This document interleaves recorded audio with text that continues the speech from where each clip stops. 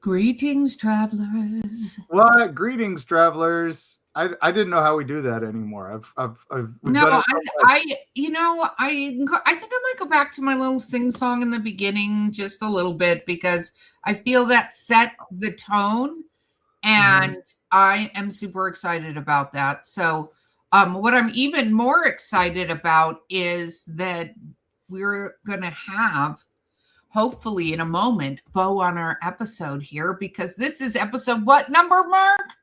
250. Oh my gosh, we've done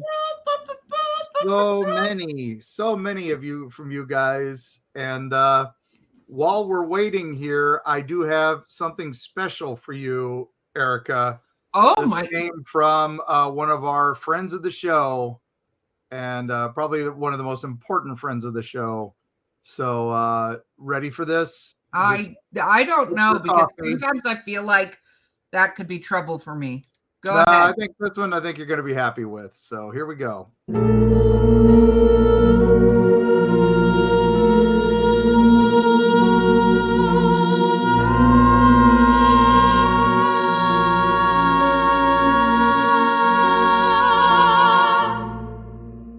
Hello, everyone. This is your spooky songstress, Destiny Beard, congratulating my dear friends of Eerie Travels for their 250th episode.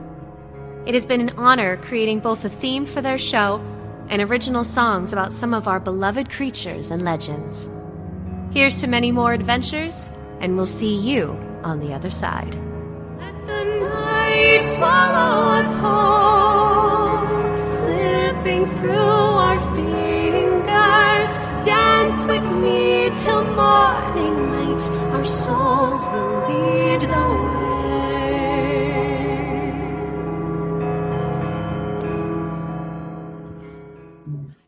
Hooray! Wow. Yay. Thank you, Destiny. Actually, that couldn't have been more perfect, I have to say, because I absolutely, as we all know, adore Destiny Beard like you do. And thank you, Destiny, for our 250th. I was afraid that was going to be Stacey Brown, but I have a feeling you're going to creep that one in here at some point. So at some point, he was unable to get with us this morning, but he sends his regards, and that Blade is being hired to hunt down your Twilight vampires. So I'm not scared of Blake. It doesn't matter. I mean, Blade. It doesn't matter. And guess what? Listen, our friend Stacey Brown, and we'll throw the link in this show notes, has his own show now, which is amazing and fun. And I guess I'm going to have to go be a guest because he threw out a little bit of a gauntlet challenge on this. Yeah. So this is still one of my favorite things about having done these episodes. And I will say, like, we're we have started uploading all of our videos that we were behind on, so there's some overlap. But anyway, if you see a number, because they all have a number on them, and you're like, wait, I already listened to this, you don't have to listen to it again on YouTube. It's fine. But if you want to see reactions and what we look like and stuff like that, which sometimes is the best part, you can go check those out. But yeah, no, Stacey apparently has back to hiding his love of Twilight. I found out, however, that he did. Is he back in the coffin? Well, he did join a Twilight fan club. I'm just saying I might have some evidence of that fact. So he keeps lying to us and whatever. But the one thing I have to say I like about this is that our listeners and our travelers that travel with us on all these journeys are so thoroughly amazing and so fun and make it worthwhile. And I still get approached at conventions trying to argue with me. But as I've stated literally hundreds of times at this point, if you want to argue with me about the validity of mine being the strongest, I'm not saying they're the best by any stretch. Oh, no. I'm saying they're the strongest. You can bring your videos, you can bring your DVDs, you can bring your books, you can bring your comics. I will go through them and prove you wrong. You're welcome, travelers.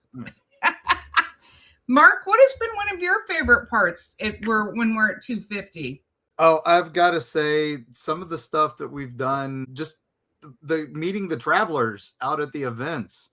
Oh my gosh, when somebody comes up and they talk about what episode they loved the most, or just in general, when somebody comes up and says, hey, I listen to you every day religiously. One of my favorites recently was we got from a nurse who works in a morgue, who says that that's what they listen to at night when they're working the night shift. They're so happy our episodes post at 3 a.m, because then they can post us they can watch us at night.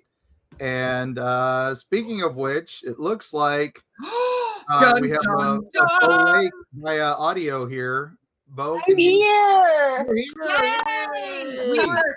We're talking to the travelers right now, Bo, about our favorite parts of the last 250.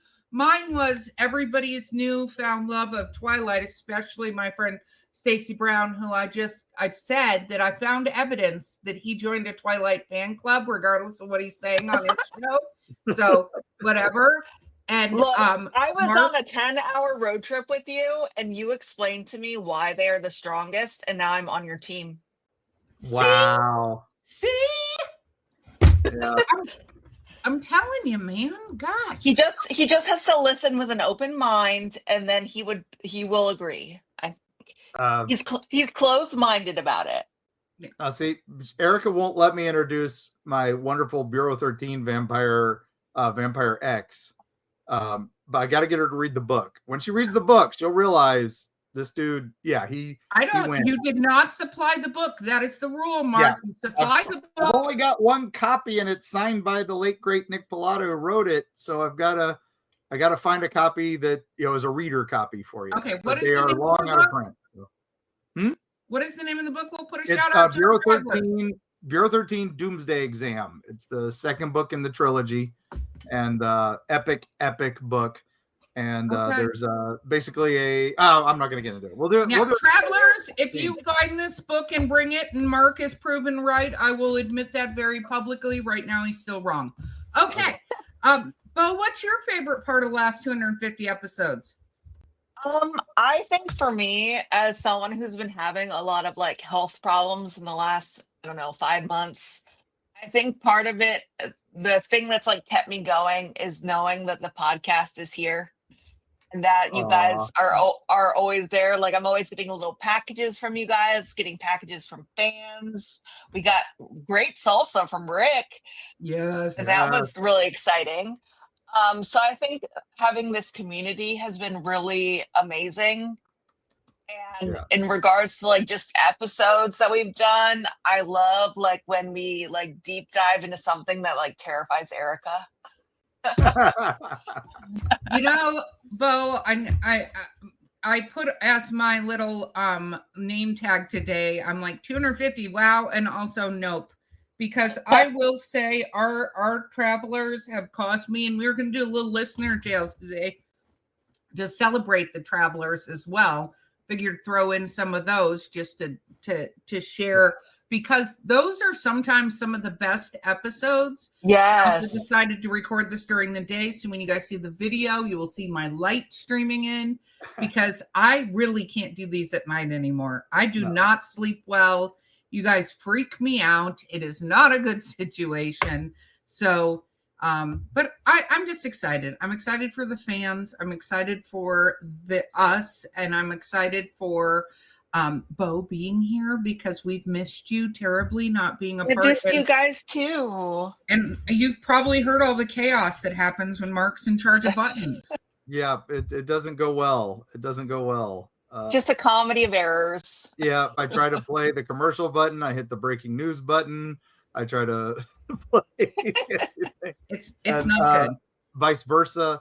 Now, one of the other things I wanted to mention is, our Patreon members, who are also most of our Discord chat, are all incredible. You mentioned the wonderful salsa we got. He made an allium-free salsa for me, which was amazing. But Jake, we gotta shout out. Yeah, Jake. we gotta shout out Jake, our first fan. He is always first in the comments on every YouTube video. I defy anybody to try to beat him. It'll never happen. Never happen. The man must never sleep. Because I accidentally posted a video at the wrong time one day. Boom, he was on it.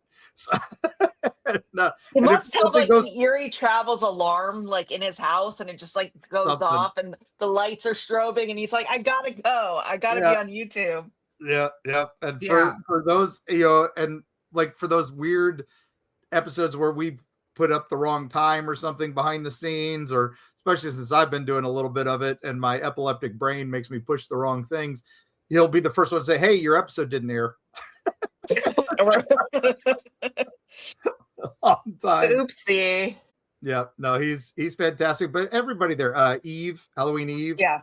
incredible. Sarah Christy. there has been super and super sweet, and just about. Oh my gosh, I want to name them all, but that would be a whole hour episode. So Yes. you know who you Definitely. are, and we love you. So And if you're everyone. not part of our Patreon, you can go join. You can join for as little as $1. It's not a huge thing, but it definitely helps support the show. And if you do a little more, you get some really neat swag. And our amazing illustrator and epic part of this podcast as well, Carrie, your amazing wife, who is your better half, is in charge of making sure all the amazing goodies are there and stuff like that. So she's been running the Patreon for a while. She makes all the fun posts on the Patreon when she can get me to post on there too. I do my best, but that's the other thing. We've been working on the books so much. The first book, huge undertaking, and oh my gosh, has it been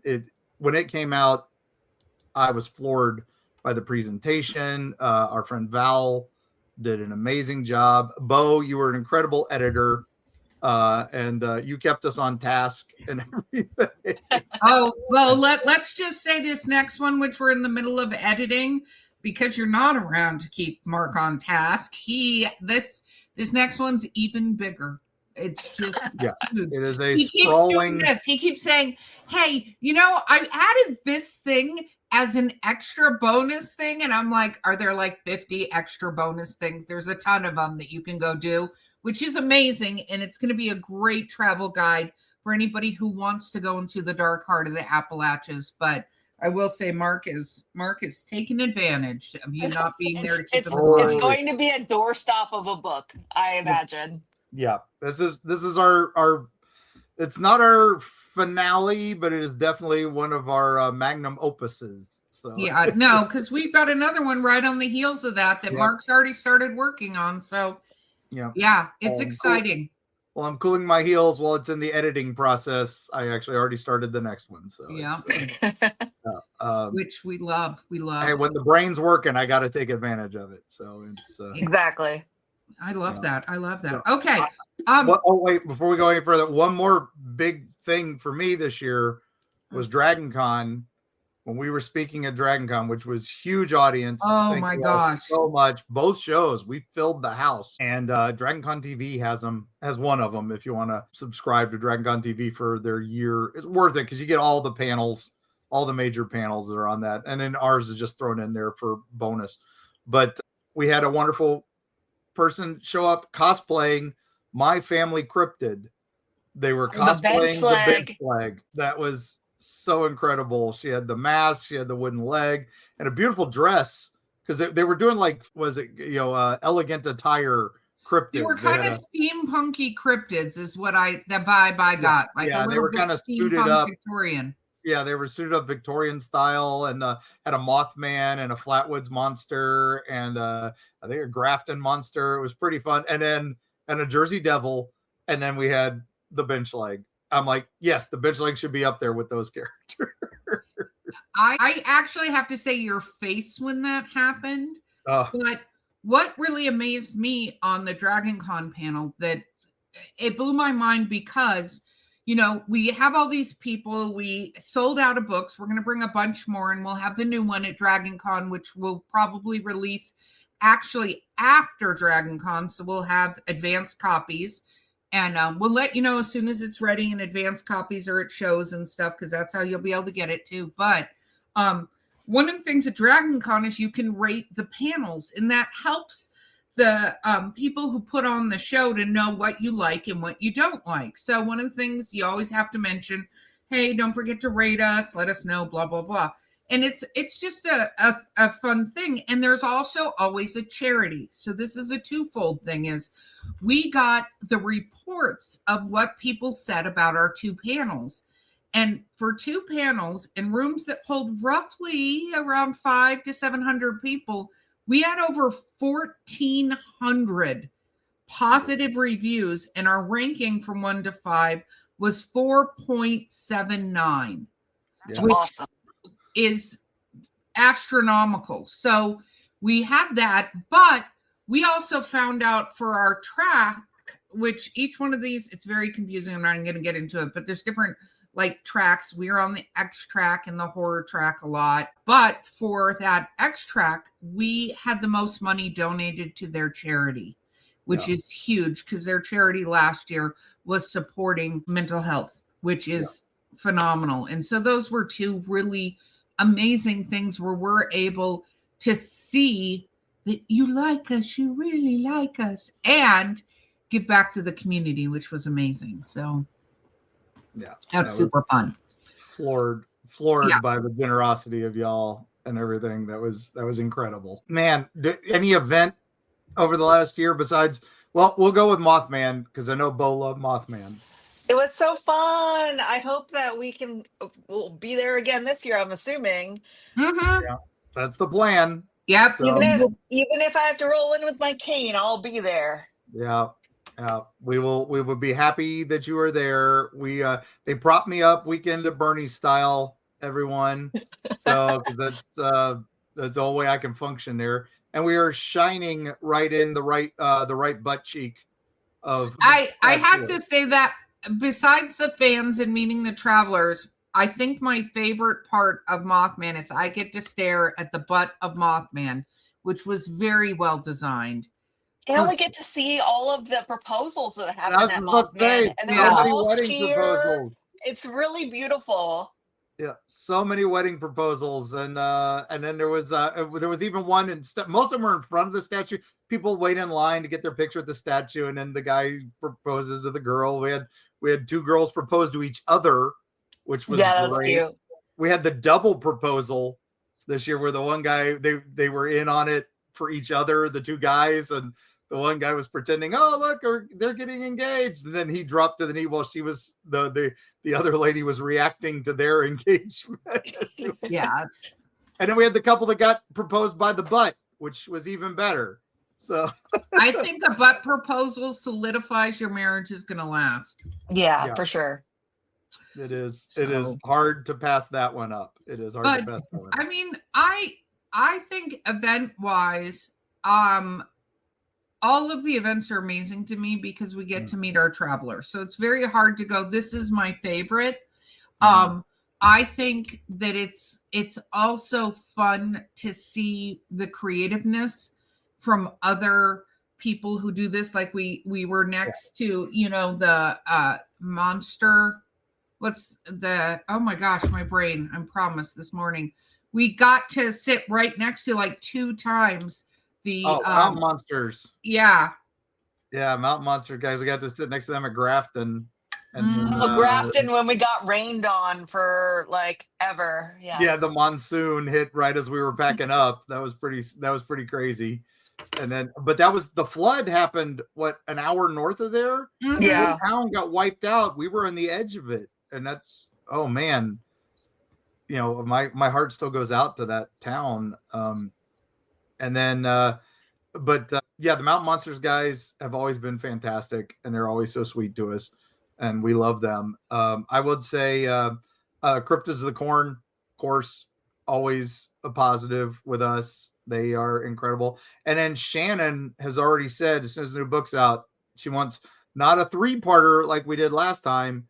She wants a 4-parter for the new book. Whoa. So yeah, that's the first Erica's hearing of that. So I watched her reaction there. That was fun. She's like, what? I told her how big the book was. And so she's like, oh yeah, we got to do 4 this time. So, oh my God. I love Shannon. She's amazing. Yeah. And then Erica got to be on the X Zone for the first time with Radio Canada. Yes. So, that was fun. That was very, very fun. I mean, I just love this community, and I think it's amazing the amount of people we've met, the amount of, and one other thing I like too is that, and I hope if you're listening, we're never going to tell you you're crazy or you're wrong. Never. Ever. And here's the thing. Yes, we might go, well, it could be this, look into this. We're not discounting you. We're just going, let's eliminate the stuff that could be tangible, and we know to, and then whatever remains is still there. It's just more to back you up. So if you feel like there's something you want to share, send us a listener tale, send us a listener question, because we want you to know this is a safe space, because there's something out there preternatural. We don't know what it is. Also, huge shout out to one of our most influential partners of the podcast. Say. I knew that was coming. That was when I was on Stacy's show. That was one of the first things he's like, whenever X sends you some crap, oh my God. Yes. I miss him. I miss X. I haven't gotten to chat with X in a while. X actually had, on our last listener tales, X sent us a message, and so did, his Liaison. lovely protege. Yeah, Liaison sent us a message too. So Liaison. X was confirming that Liaison was legit, basically. Yeah. So X didn't confirm the other one was legit, did he? Because there was a third one, right? I haven't seen the third. Oh, that's right. We did have that one weird one. Yeah. No, he did not confirm that one. So. He did not confirm it. Therefore, we're not going to say it's real. But yeah, but it's not. He's not an MIB. He says he's not an MIB. So yeah, he's not one of the numbers. numbers. If I believe him, but I believe him because he made reference to what they are. So yeah. I'm going to believe it. And also with everything that's been coming up. And we're waiting. Me and Mark are waiting. We are eating our popcorn for whatever alien thing is going to be coming out soon, because Disclosure Day is coming, not just the movie. We think more and more every day. I mean, we have a former president saying, yeah, they're there. He hasn't seen them, but they're there. And then we have the current president who says, yeah, we're going to make this clear and transparent. So we'll see. We'll see. That's, yes. And now all the stuff coming out with the Patterson Gimlin film and Bigfoot being more, he's in mainstream news now. I mean, this is 7-year-old me is flipping out. Bigfoot deserves it. Yeah, but 7-year-old me is flipping out because this is stuff never would have been on. It was In Search Of. It was the only way you heard about this stuff. Or Ripley's. Maybe would show it every once in a while. You'd find it on some late night Fox special, Alien Autopsy, hosted by Jonathan Frakes or something like that. And now we're getting, it's on the news.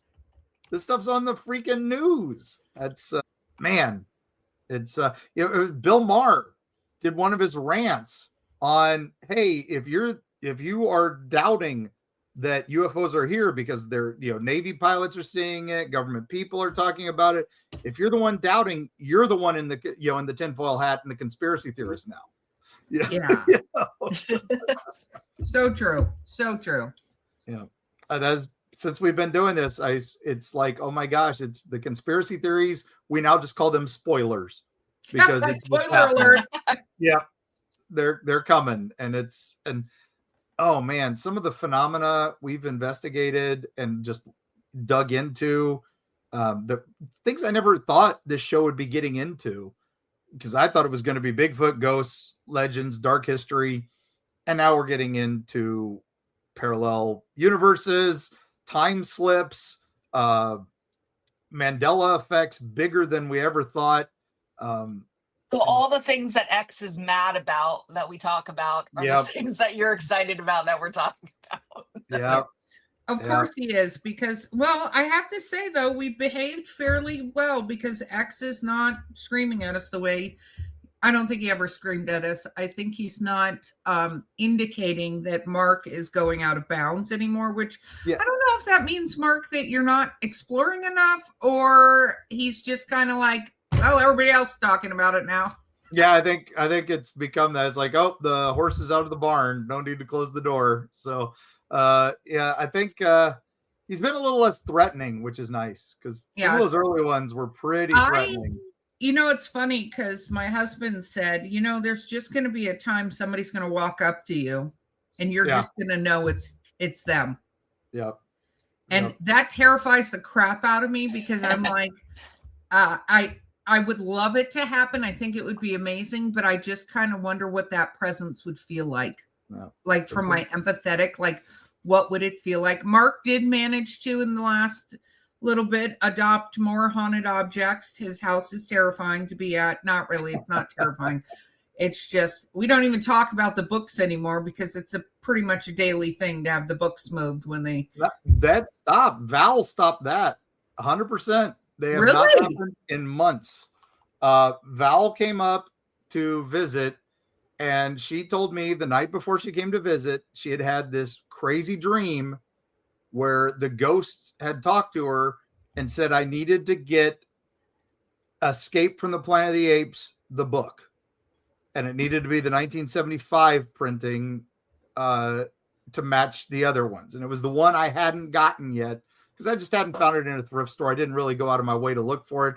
I had almost the complete set of Battle of the Planet of the Apes book series from the movie covers. And then suddenly I found it like a week later in a store. I bought it. We put it with the collection. No book has moved ever since. Do you think the book moves were him trying to find it then? I don't know. I think just maybe he got what he wanted and he's calmed down now. So it's so weird. We're like, it just starts. And that's the thing with this preternatural stuff. We don't know. We don't know the rules. Things just start and things just stop. And no reason, no rhyme or reason. I thought it was funny that Val, of all people, just said that. And Val does not consider herself an empath or a medium or anything like that. And definitely not a clairvoyant. And then this just happened. And boom, it worked. I wasn't unhappy that these books were moving around. It was just a weird thing that was happening. Yes, agreed.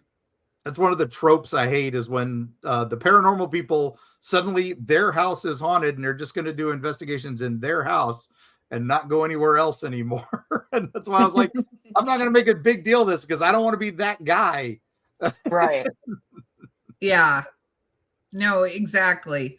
When they start moving again, you'll know that he's looking for another book, and then someone's gonna have to tell you what book it is. Yeah, I have to have Val come up and have another dream for me. So. I love that. I think that's brilliant. And Val came up to visit recently, which was tons of fun. She brought her family. They got snowed on, which they're from Florida, middle of Florida, so they never get snowed on. And one morning they got snowed on. Yep, they were up over. They did not know what to expect with that. It was they nobody packed for it because that was that freak last snowstorm we had that came out of nowhere. It was like 80 degrees one week, and then the next thing you know, we had a foot of snow. And even the forecaster was like, we're going to get a couple inches. Nope. It was bizarre. Okay. I think we're at the 30-minute mark. We need to take a quick break and then and hear a word from our amazing sponsors, probably including the magnificent Destiny Beard. So I will say this because go to her Bandcamp channel, which we'll put in the links. Make sure you download the songs that she's written about the different different cryptids. Oh my God, I almost said her Mothman song is beautiful, and then the new one with the Hat Man and the Lady in White, My Shadow and Me. Oh my gosh, I've played that one way too much. But you can pick up her other stuff. The Haunting is Over. Oh, that one sings to me. Anything of hers is amazing. So, and then you can get our theme song, the full uncut theme song, because Stacey Brown said that no other song gets him pumped than when he hears that song. So that's and he's mad when I play the short one. So. Well, let's play part of the short one as we take our break. And Stacey. And we'll be right back. To Mark and Erica of Eerie Travels, Shannon LeGros of Into the Fray here. A huge, huge congratulations on your 250th episode. We look forward to many, many more episodes and years, and of course, wonderful books, chock full of strange, creepy, wonderful things that I look forward to having our next conversation about on Into the Fray.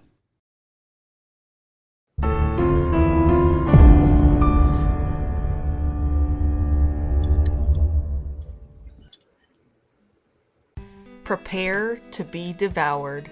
The Wolves of Wharton is a 6-part complete book series by Eerie Travels producer Bo Lake.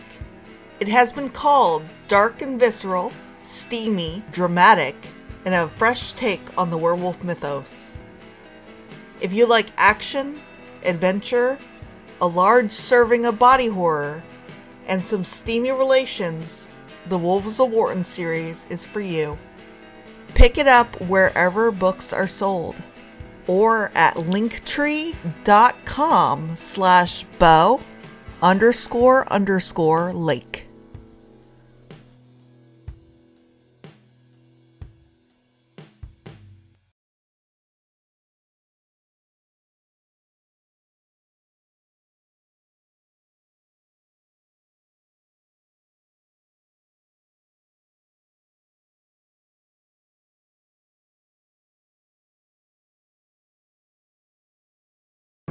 Destiny Beard, the lyrical soprano who will haunt your dreams.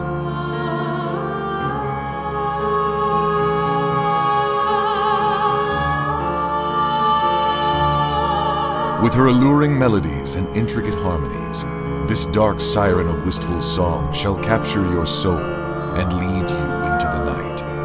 Check out Destiny's new single, The Haunting Is Over, with international musicians Sam Haines and Gary Bennett, as well as her other musical works at destinybeard.com.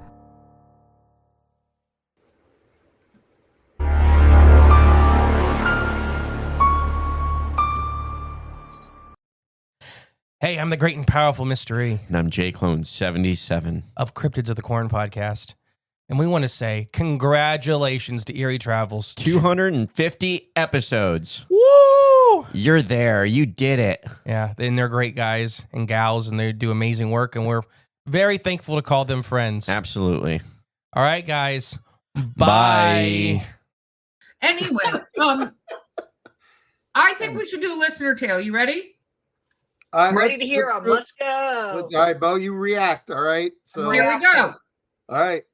Greetings, Mark and Erica. Greetings, traveler. Here's a weird one.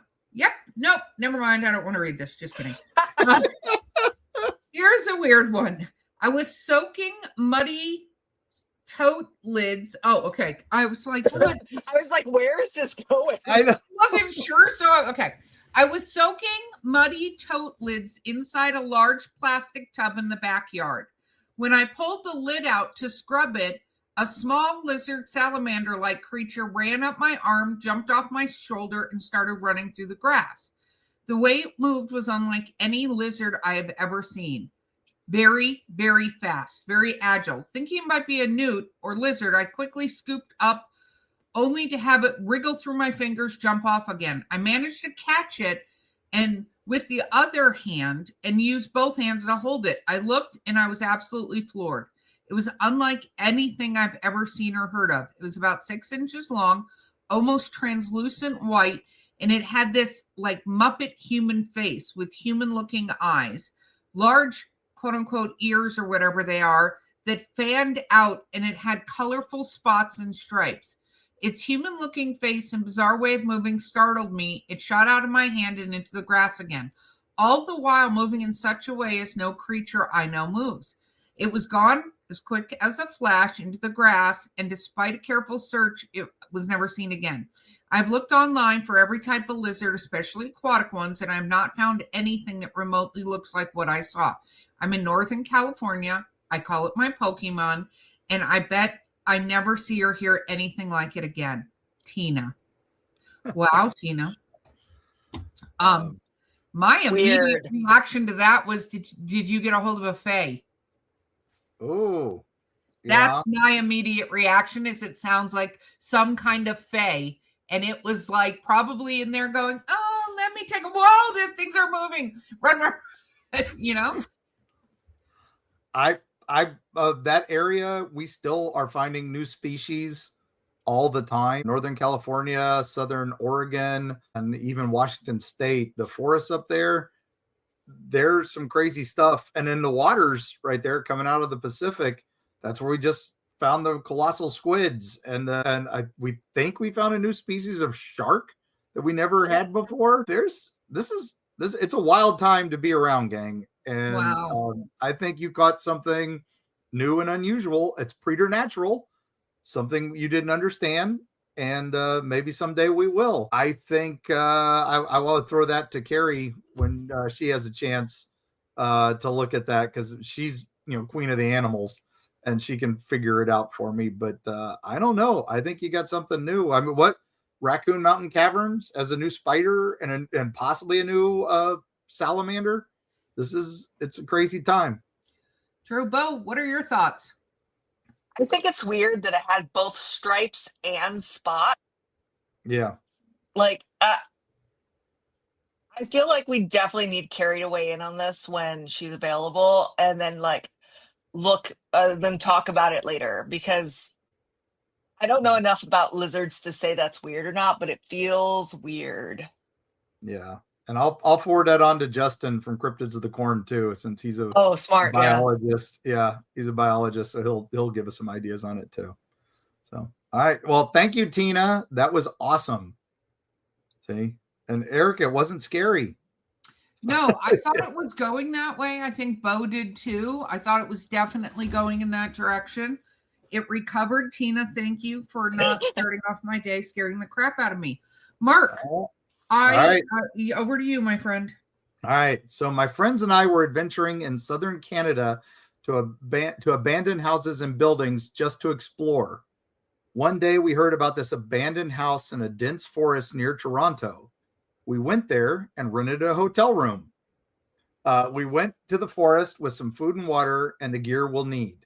Once we entered the forest, we got this feeling that someone was watching us from the distance. We weren't sure what it was, feeling spooked out, or if it was just or if it was real. It was very dark, and we saw the lights in the background, but we thought it was cars on a nearby road. After a little bit more walking, we finally reached the house, and this is where my heart started to beat very fast. Oh my gosh. Nope. I'm already feeling it. Goosebumps. I'm already out. I'm out. I'm leaving. I'm going back to the car. All right. Well, when this happens, all my reflexes kick in, and I start to do everything in a rush, like quickly running for no reason. My friends laughed. When we got to the second floor, we heard voices in one room. We slowly walked across the hallway to the room, opened the door slowlier, and found candles burnt out and a pentagram in a red substance. We figured the house was haunted, so we didn't expect much of it. Minutes later, we heard footsteps downstairs, so we rushed to one of the rooms nearby. We quickly heard banging and talking, so we all stayed very quiet. Then we heard footsteps coming up the staircase, and they went towards the room with the candles. We waited 10 minutes, but nothing. Then we heard music playing. Chills went up my spine, and I told my friends, we have to get out of here fast. We slowly walked towards the staircase past the door, and I'll never forget what we saw. Two big men in black clothing standing so incredibly calm. My heart. No.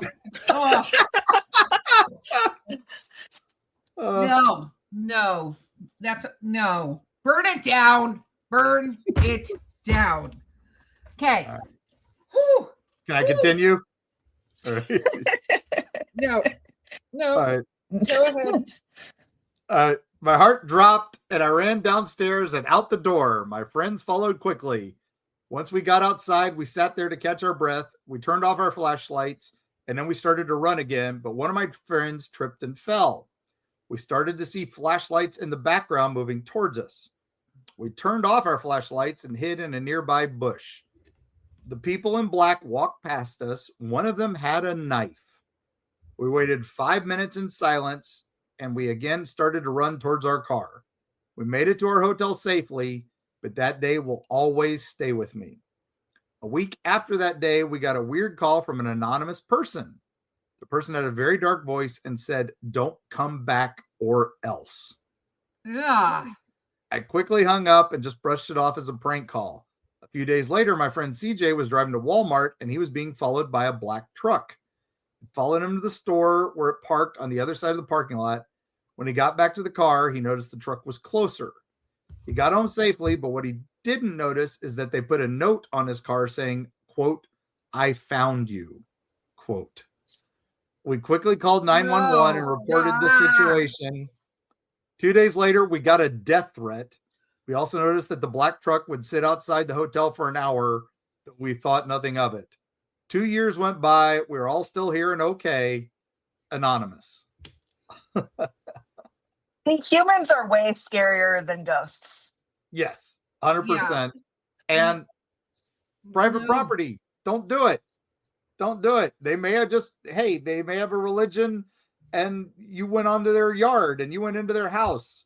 Just because it looks abandoned doesn't mean it is. We were driving through some hollers for the new book and the houses there look atrocious, but don't go there. Yeah, people live in there. Yep. Or it's a family heirloom house and they don't want people bothering it. Plus, it's barely standing. Some of them, you can get injured. There's reasons not to do it. This is one of them. Yes. This story really reminded me of the book, The Ritual by Adam Neville. It has like a similar vibe to it. Yep. Yeah. But urban exploring is not something we endorse here at Eerie Travels. We are free of that. You can go to abandoned places, but film them from the outside. There's no need to go in. Stay on public property. Well, that or reach out to the property owner and see if it's okay, because you can always ask for. It's better in these cases to ask permission than forgiveness. Yeah. Because again, I'm so glad you're safe, but you never know what's going to happen. And nope. That place obviously wasn't abandoned. So yeah, super fun for you there. Yeah. So I don't want to say it was preternatural. I just want to say, you walked in on something you shouldn't have, and you paid the price. I don't like that they were threatening you and following you after. That could be coincidence, but it sounded like you stepped in something you shouldn't have. So sorry, Anonymous. Here we go. Eerie folks. I like that. I can do that. We're folksy. Yep. You have I got a glitch for you. I had a strange experience as a teen that still can't explain today. Keep in mind that was 15 plus years ago.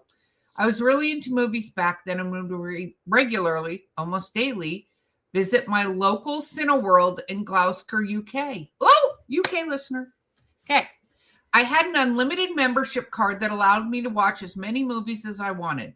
So I got in the habit of watching some of a film, leaving to hang out with friends or something else, then returning the following day to watch the rest. This is what I did that day. I came in and the entrance area was empty, save for 2 team members of staff. One was behind the counter and the other was sitting on a bench near the podium where you hand in tickets. After getting my ticket for the other half of the film, I walked over the podium. The woman who was sitting down got up to take my ticket. She pointed to the doors to the screen where the movie was already playing right next to her, and I went in. What I found, however, was an empty screen, no people, no movie, lights on. Confused, I assumed she pointed me to the wrong screen or something, so I left the screen, still holding the door open, told the woman there was no movie and it was empty. She exclaimed, "Really?" with a look of disbelief on her face, walked past me to the still open door. I turned and followed when I noticed the lights were off.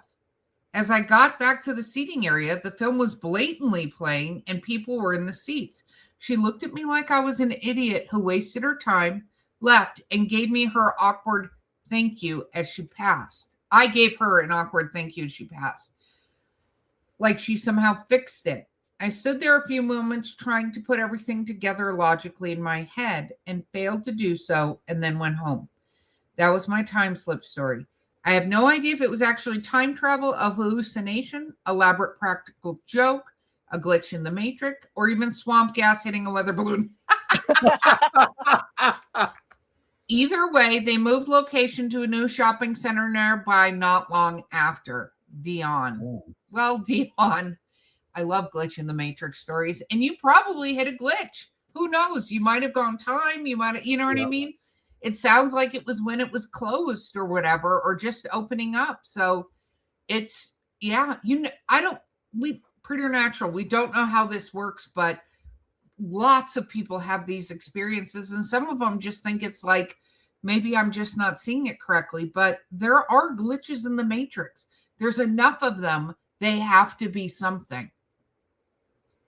Yeah, something's going on, whether it's the the veil between worlds is getting thin, or something's adjusting time change. It could be ever since we tie it all into CERN for some reason, that when that Hadron Collider went off, things got crazier. And I mean, they've always been a little weird, as my history episodes have pointed out in our shorts. I've found some wild stuff from the past, but man, it's getting worse. Whatever it is getting worse. And whether we're walking into alternate timelines or alternate realities, or if it's just a slip, or like I said, a glitch in the Matrix. I love that term, and it's been amazing that we've been following this. So, yes, I agree. Okay, Dion, Mark. thanks for writing us from UK. We love our UK listeners. So we do. We love all of our travelers, All but our most of the international travelers are so much fun. Yep. All right. So here we go. I'm a little late to the game here. First, I'm going to say I'm very skeptical of this kind of stuff, but I have had one encounter that I cannot explain. It may not sound scary reading, but it creeped me out, and I still think about it all these years later. I listen to your show because I find all this stuff fascinating. Well, thank you. Yeah.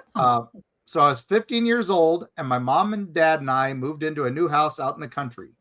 When we moved, my parents had brand new carpet put in the house before we moved in. Our third night there, it was just my mom and I. My dad was gone for work, and my mom was telling me good night, and she was walking out of my door. She stops, look at the floor, and says, "That's creepy." I get up and I look, and there is a full single small footprint in the carpet facing towards the doorway to my room. Nope. Burn it down. I don't care if it has new carpet. Burn it down. One footprint, and it was smaller than my mom's footprint and my footprint. We checked. It creeped my mom out and myself because of brand new carpet. No one else had been in the house since we moved in except us three, and the footprint was definitely not there the first 2 days we lived there. My mom is Old Testament religious and doesn't believe in that stuff, but even now, 13 years later, when I bring it up, she refuses to talk about it. I still wonder often where that footprint came from and who it belonged to. Mark, you have a skeptical mind like mine. I would love your opinion. Taylor. Yeah, Taylor, burn it down. Where's the house? Tell me, we can get rid of it. It's clearly a disembodied baby walking around. That's what it is. A disembodied, only one leg.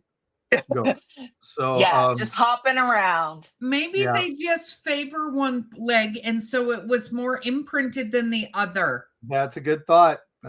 Or maybe they are just wearing one shoe, and then the other foot is barefoot. That's I was imagining the footprint as barefoot. Didn't say. So Taylor, you're gonna have to write back in and give us more details. Mark, but you've got a skeptical mind. What do you think it is? Honestly, I think it could be that footprint was there. Now, scientifically, this is my brain here saying, if we had an investigation team there, I would check it.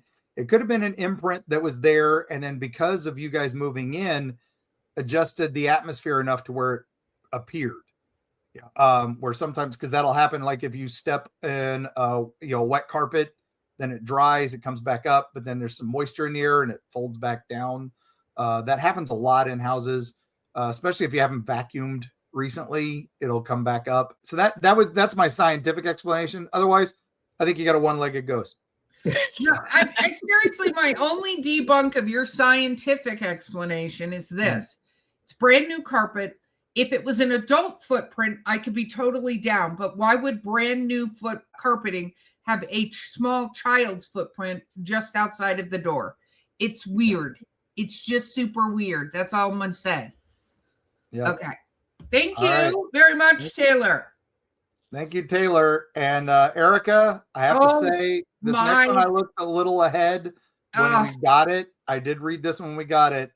It feels along the lines of X. Well, So just I'll give you a heads up on this one. So Yep. Okay, here we go. I just read. Okay.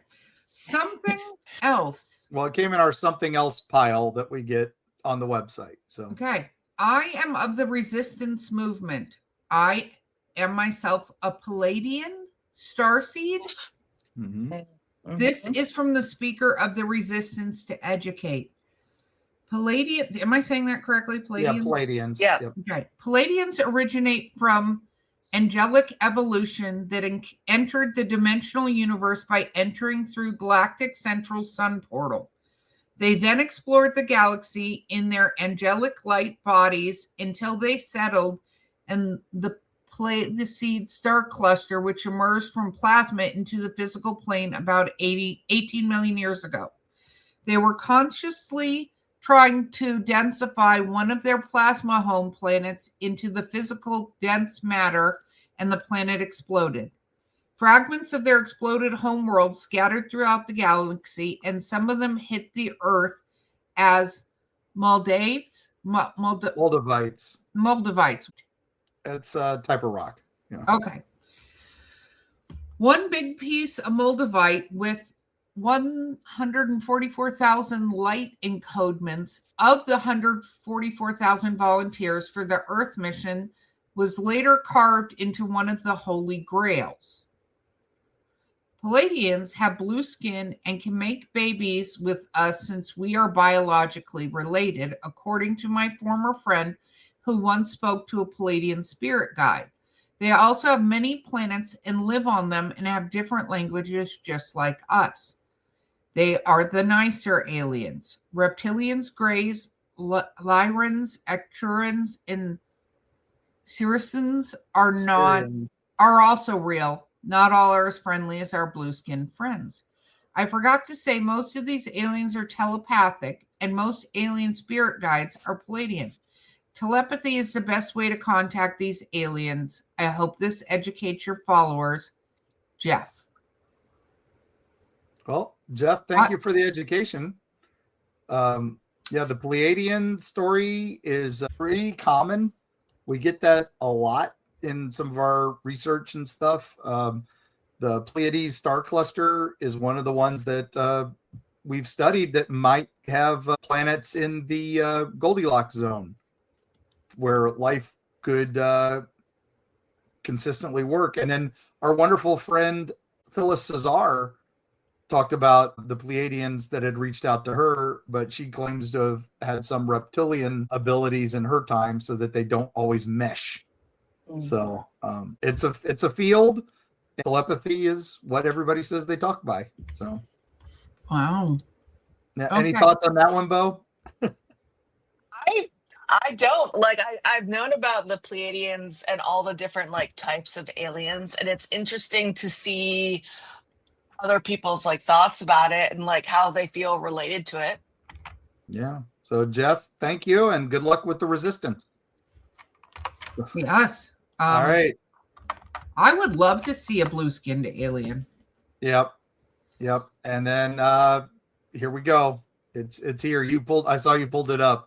So. I did because I didn't want to be scared again. And then when I saw who this was from, I was like, this is where we need to end the 250th episode. Yep, because we mentioned I gotta say, we did not put these in any order, gang. We read them as we get them.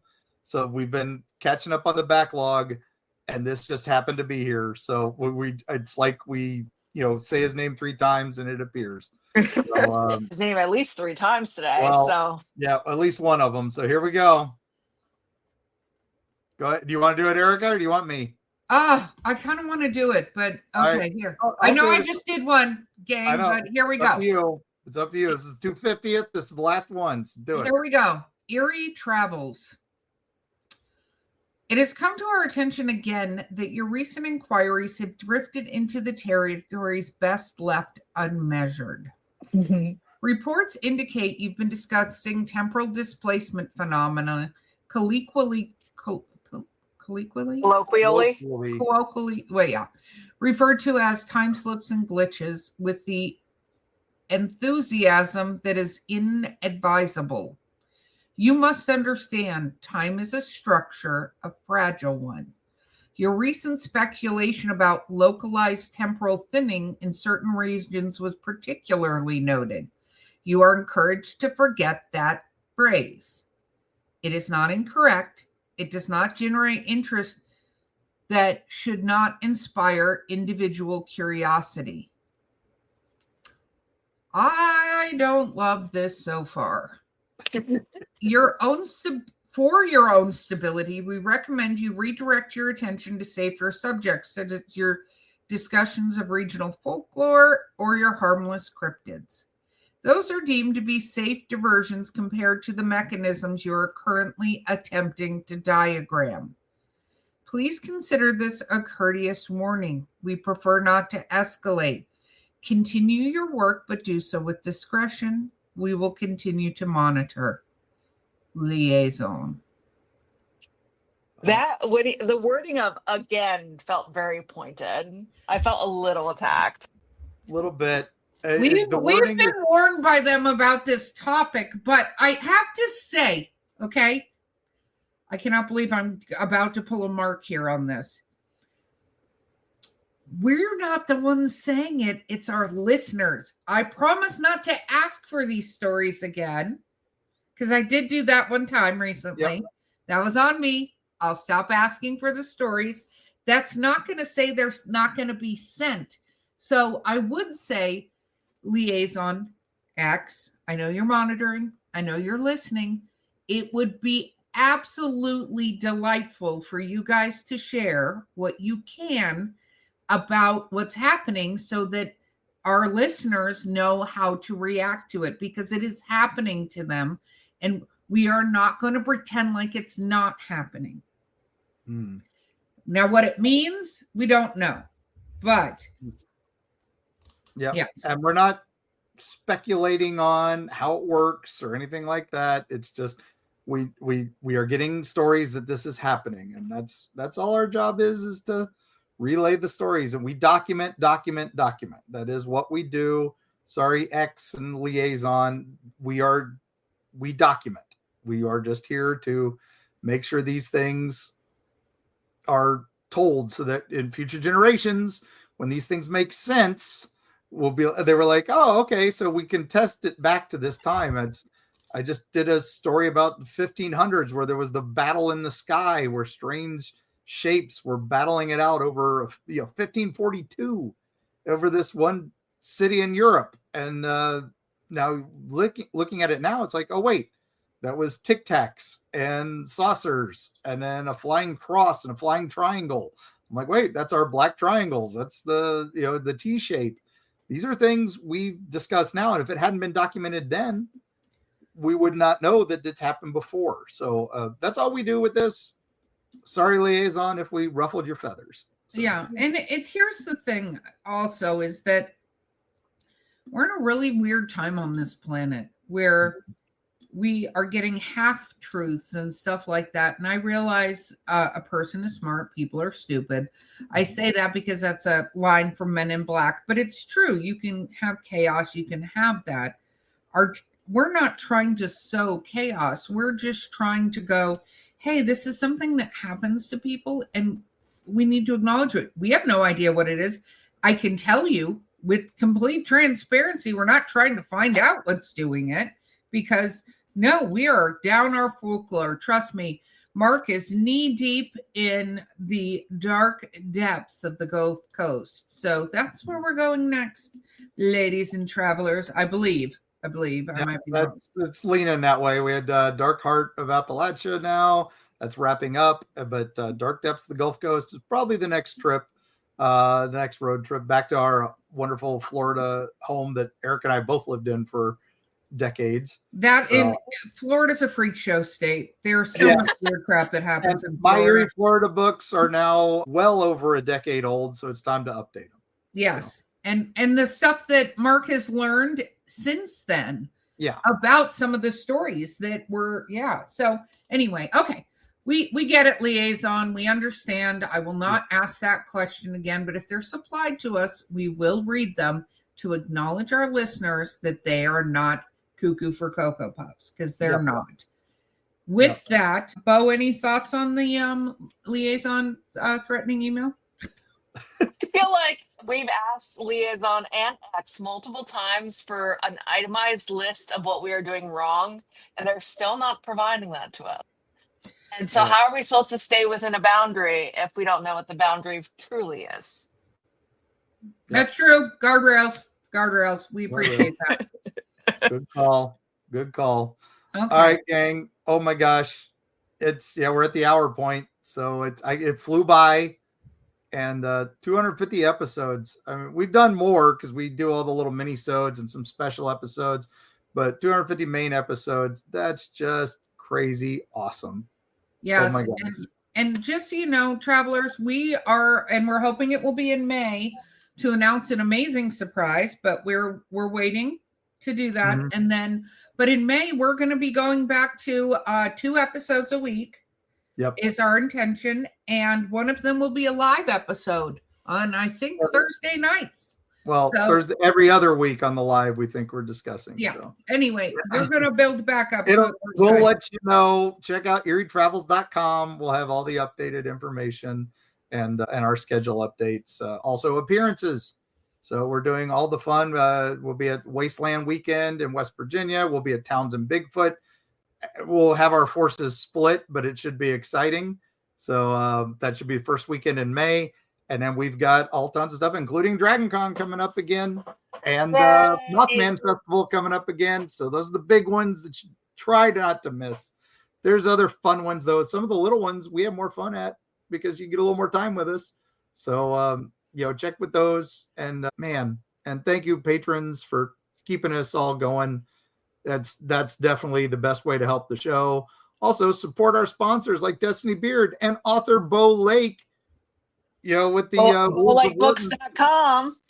Yeah, author BoLakeBooks.com, right? Isn't that right? What did I say? BoLakeBooks.com. BoLakeBooks.com. So definitely get there.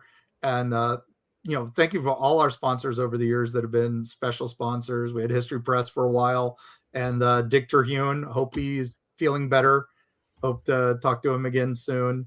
And Destiny, oh my gosh, we love you, Destiny. Thank you for that message earlier. And all our friends of the show. Wow. Bo, any last words before I take it out? I missed all of you, and I'm so glad that we're at 250. That's crazy. Yeah.